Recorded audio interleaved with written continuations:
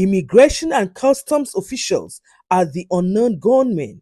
There are no unknown gunmen anywhere. They are the unknown gunmen. Nigerian social media influencer and human rights activist Martins Vincent Oshe, popularly known as VeryDarkMan, made this statement while speaking at the 2026 Nigerian Bar Association conference in Rivers State. Let's start from where the whole story began. Is VDM in trouble? The Nigerian police force has invited social media activist Martins Oshe, popularly known as Very Dark Man, to provide evidence backing his allegation that some police officers at checkpoints collude with kidnappers and bandits. The force, in a statement on Thursday by the force public relations officer, Yani Iniedu, said it had taken note of comments made by Oshe at the recent Nigerian Bar Association's conference in Port Harcourt, the Rivers State capital. Why does Very Dark Man's invitation to the NBA conference really matter? Good afternoon and welcome to Dark Media News TV. Many people have questioned why a social media activist would be invited to speak at an NBA conference filled with lawyers and legal professionals. In fact, different people criticize the NBA for inviting VDM. Some lawyers even boycotted the event just because of VDM. But listening to his explanation, I think there is an important part we should consider. VDM made it clear that he was not invited to teach lawyers law. He was there to share his experiences and perspectives on insecurity and violence in Nigeria. He spoke about visiting communities affected by violence and seeing the consequences firsthand. He also raised concerns about kidnappings and the fact that even members of the legal profession are now affected by insecurity. Personally, I think this is where the conversation should begin. Sometimes we become so attached to titles and qualifications that we forget that knowledge can come from different places. A lawyer has legal knowledge, a security expert has professional knowledge, a journalist has an investigative experience, and someone who has spent years going into communities affected by violence may have a different kind of experience that is also valuable. That does not mean every statement such a person makes should automatically be accepted as fact. It should still be questioned, examined, and verified. But inviting someone to share their experience is not the same thing as endorsing everything they say. And this, for me, is the bigger lesson from VDM's appearance at the NBA. Institutions should be open enough to hear voices outside their traditional circles while still being rigorous enough to separate facts from opinions. I actually think the NBA created an interesting moment here. Instead of asking only why was VDM invited, perhaps we should all also be asking what can our legal institutions learn when they listen to people who experience Nigeria's problems differently? Because insecurity is not just a legal issue, it is actually a human issue. Very Dark Man actually said a lot of things during the interview. He indicted the government, military, and even the police and customs. The interviewer asked him, who benefits from the insecurity in Nigeria? And Very Dark Man responded, the government, military, and even the IG of police and customs. When there's insecurity, they increase the budget of the military. Their wages increase. The shocking thing is that they don't have budget. They just call the president that they need guns and the president can just give them 500 million naira, just like that. And they don't account for it. All the lands in Asokoro and big houses are owned by the army generals. Those were very serious allegations against security agencies, including claims that some security personnel contribute to insecurity and that there are no truly unknown gunmen. Those are extremely serious allegations, and serious allegations require evidence. That was where the military representatives at the NBA conference pushed back. One representative essentially told him, "You cannot condemn an entire institution because of the alleged actions of some individuals." And to his credit, VeryDarkMan actually apologized. He admitted that he may have generalized and said of the military what were not truly true. They are actually our heroes. We know their sacrifices, VeryDarkMan responded. For me, that may actually be one of the most important moments from the entire encounter. Because speaking boldly is good, but knowing when to listen, reconsider, and correct yourself is even better. In the end, I think the real lesson from VDM's appearance at the NBA conference is this: speaking truth to power is important, but so is having the humility to listen, verify your claims, and admit when you get something wrong. Nigeria does not need more people shouting at one another. We need people who are bold enough to ask difficult questions, wise enough to demand evidence, and humble enough to correct themselves.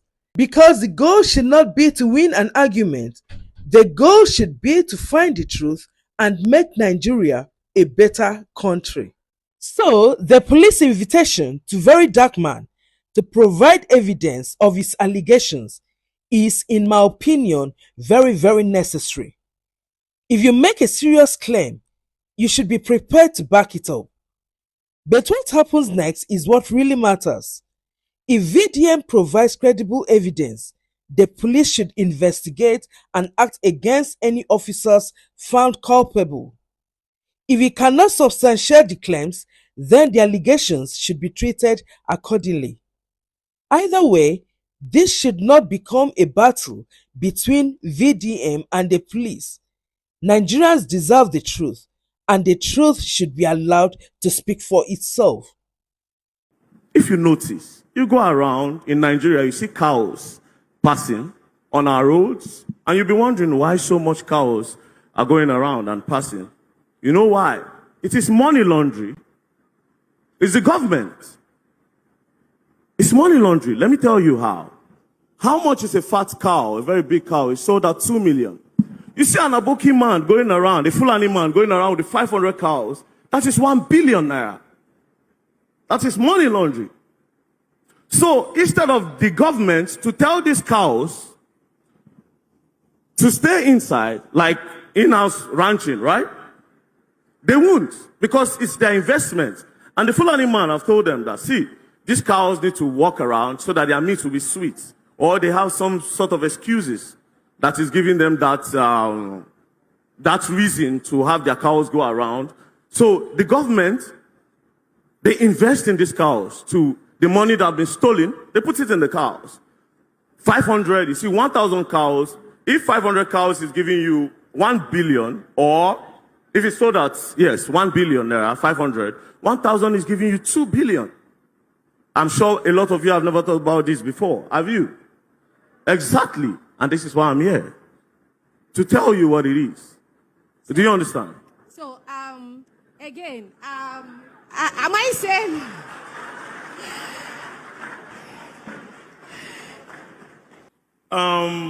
You see, the Fulanis are very important in the security of this country. Very, very important. They have a very good communication system.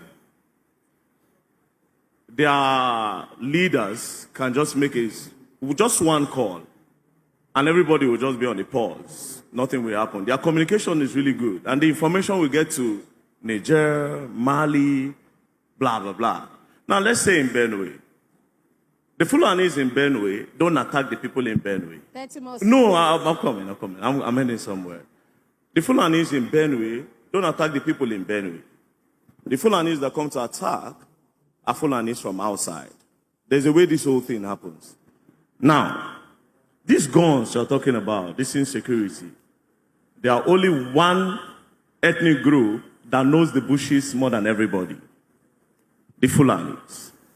They know the bushes more than everybody because they can walk from Abuja to Lagos inside the bushes. While doing that, some corrupt governments, they help transport guns in the bush. You see, a lot is going on that you people don't understand. The guns move from here to different states in Nigeria in the bushes. They also transport money in the bushes because they know the bushes more than everybody here. A lot is happening. I just want to open your eyes to this thing. Mind you, why are these people being used? I'm not telling you that the Fulanis are bad people. I'm telling you that a lot of them, large majority of them, are being used. Some of these kidnappings that happen in Edo State, you see Fulani man, you say the Fulani, it's not the Fulani man that kidnapped you. No. No. It's an Edo man that kidnapped you. But they bring a Fulani man that they saw in the bush, they say, just take. If they call, answer. The Fulani man will just put his face there. The Edo man will collect. Understand this. You know why the Fulanis can do that? They are not educated. And also, they have nothing to lose. These people don't buy cars. They don't buy AC. They don't buy land. They don't buy nothing. They are very dispensable. Their houses are here. Next thing, they move from this place tomorrow. They go and put a hut there, and they move. A lot. You say, oh, Fulani S-men. No, it's not. It's not. These are your neighbors. These are people that know the community using these guys. A lot is happening. But above all things is the government. I'm telling you. I wish I could say more, but... So you seem to know so much about the intrigues in this. Maybe you should be taken up as a consultant to solve some of this. Are you now saying that it is the elite that are actually behind this insecurity, particularly the kidnapping? We answer, don't worry. I will answer. Don't worry, I will answer you. Because you said that the foot soldiers don't know much. It's people like, I don't want to use you and I, that approach them to go and do that. Are you saying the elites are the one pushing the persons in the bottom of the society to commit this crime? Yes. Now, let me break it down. Some parts in Nigeria where they do mining, they will contact these Fulani guys and say, oh, we discovered gold here. There's tin here. But, you know, this community, they will not let us come. We are promising you a land for you to take care of your cows. Fulani man is like, okay, and we'll give you X, Y, Z. But those people need to live there. We are the government. We are giving that place to you. You just need to move them out. Then the Fulani goes there. Pew, pew, pew, pew, pew. They give them the guns. Brrr. They dispose those people and then mining starts happening there.